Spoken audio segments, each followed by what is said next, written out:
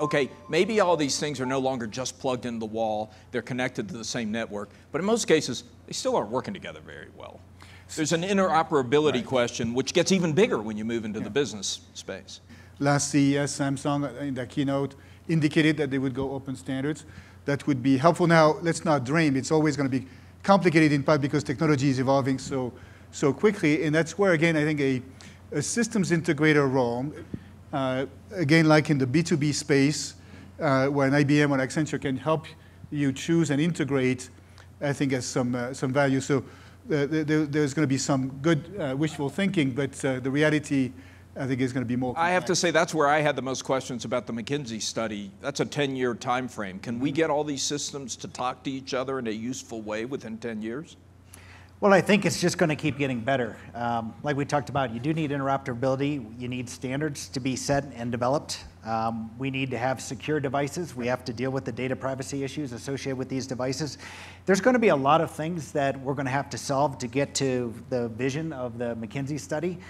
But once again, if the consumer really wants these kind of products, if it actually helps them live, if it changes the way they live and work and play, they'll adopt those systems, and the standards will get solved, the security issues will get solved, and I think data privacy issues will get solved over time. You mentioned the privacy issue. We also have the related cybersecurity issue. I hope all of you have gotten a cover of the latest issue of Fortune magazine that has the remarkable story by Peter Elkind that really tells what happened at Sony.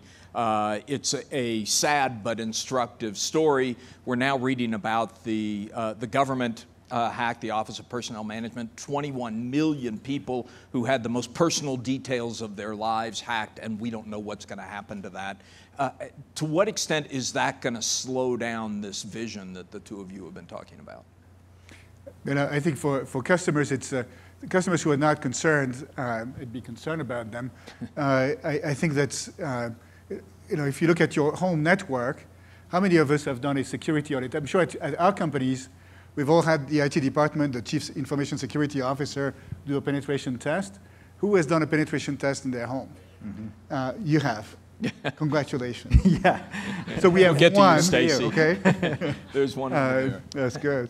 And so I think it's going to become more important, and that should be one of the services that's provided to make sure that from a security standpoint, also from a data backup standpoint, life is getting more complicated, and I think it's, on the one hand, it can slow down progress, but it can also provide opportunities for a whole variety of players through the right innovation.